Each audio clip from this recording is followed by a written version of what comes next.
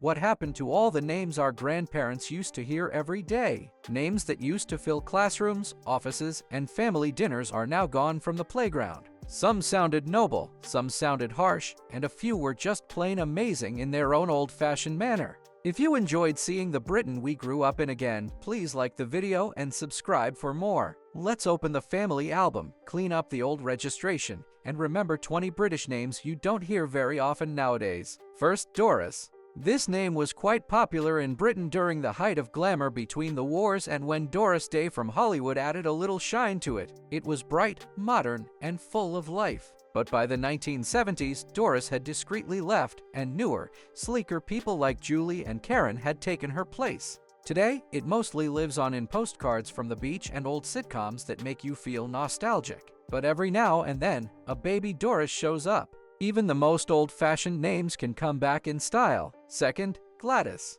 You can almost hear it in a sweet Welsh voice. Gladys used to be as common as Sarah or Emma. Kind, clean, and very respectful. It peaked in the early 1900s and was strong for decades. But as time went on, people started to think of it as something that stern aunts and practical shoes wore. It now feels wonderfully old-fashioned, like a name that smells like lavender and toffee. 3 Beryl. It sounds like a jewel because it is one. The Beryl looked great in the 1930s and 1940 seconds. Women who worked hard, laughed a lot, and knew their worth carried it. It's useful, strong, and clearly British. The name of a person who always has a purse full of mints and a story to tell. Today, Beryl is no longer on birth certificates, but it is still in people's minds. It's just post-war Britain in one word. 4 Gertrude. Serious, tough, and smart. Gertrude was important to Victorian parents. It signified spear of strength. Nicknames like Gertie or Trudy made it sound less serious, but the entire name needed respect. By the 1950s, it was no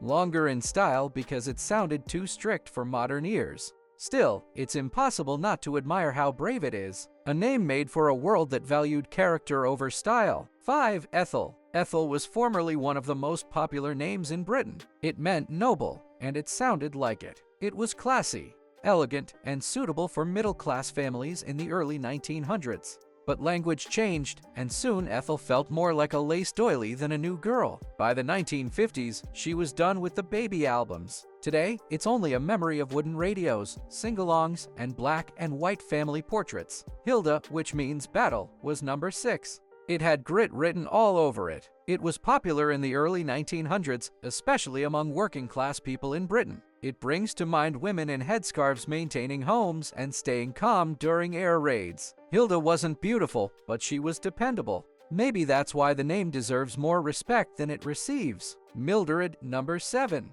A beautiful contradiction that literally means gentle strength. Women all over Britain wore the moniker Mildred with modest pride. But parents after the war wanted something lighter, thus Millie became its own name, leaving poor Mildred alone. But now when you hear it, it seems warm, like hearing your grandma's voice on an old tape.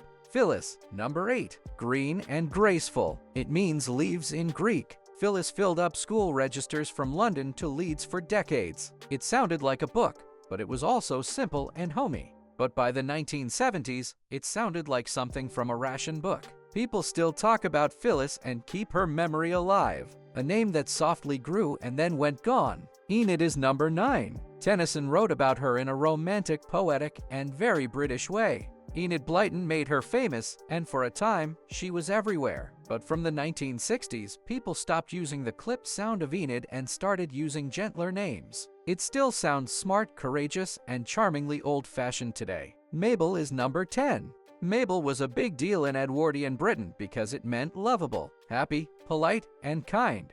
It went away in the middle of the century, but Mabel's narrative has a joyful ending. Unlike other of her sister's stories that have been lost, she is back. There are now a few tiny Mabels walking about in nurseries all around the UK. Some names truly do come full circle, as this shows. Norman, number 11. Like a brick home. It signifies Northmen, and it stayed strong all the way into the 20th century. Great for guys who fixed things, served in the military, or started their lives from scratch. In the 1980s, though, Norman was no longer remembered. Instead, names with softer edges took his place. But hardly many names sound more British. Nest, number 12. After being laden with dignity and a little humor from Oscar Wilde's The Importance of Being Earnest, explorers, writers, and gentlemen carried it with pride.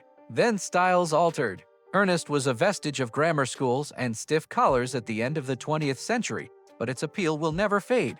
It denotes someone who means what they say. Clifford, number 13. Ford was close to a precipice, and Clifford's voice was rough but smooth. It felt polite, robust, and reliable. The kind of name that would shake your hand firmly and remember your birthday. It lasted a little longer when it was shortened to Cliff, but the full version vanished quickly after the 1960s. Still, not many names seem more British or like they belong in a tweed jacket. Leslie, number 14. A name that began with Scottish nobles and spread to every British office and street. Leslie was sharp, adaptable, and omnipresent during the years between the wars. But by the 1970s, short, modern names like Lee and Neil became the most popular. Leslie still has a warm feeling to it. You can picture the neighbor who constantly waved at you from his front yard.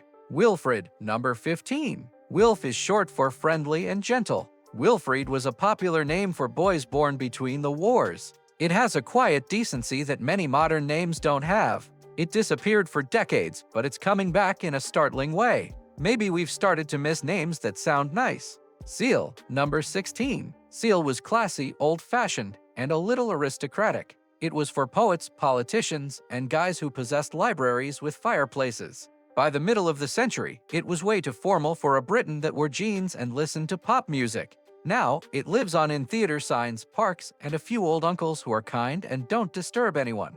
Horace is number 17. Horace was the name of a man who was smart and serious. He recited Latin and never missed a train. In Victorian Britain, it had a lot of respect, but by the 1960s, it sounded too stiff. It's not common now, but it's not forgotten. It seems like every family has had a Horace who was always on time, courteous, and a little confused by the contemporary world. Edna, number 18. Like a nice cup of tea, it's simple, solid, and reliable. Edna was a household name for 50 years. Then names like Emma and Anna, which were gentler, became more popular. But Edna still has charm and a calm strength, like someone who knows all the neighbors on the street.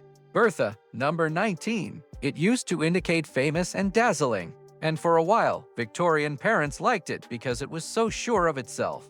At some point, though, Bertha became a joke. She was gone by the 1970s, recognized largely in funny jokes or cartoon machines. A fall from grace, but one that will be remembered. 20. Gwendoline. One of the most romantic names ever given in Britain. Soft, melodious, and very Welsh. You would see this name in antique love letters or handwritten wedding invitations. But by the middle of the 20th century, the nicknames Gwen and Wendy had taken control and the full version was no longer used. But if you say it now, you can almost hear a hop and a hint of rose perfume. They weren't just names. They were voices, values, and memories that were a part of everyday life.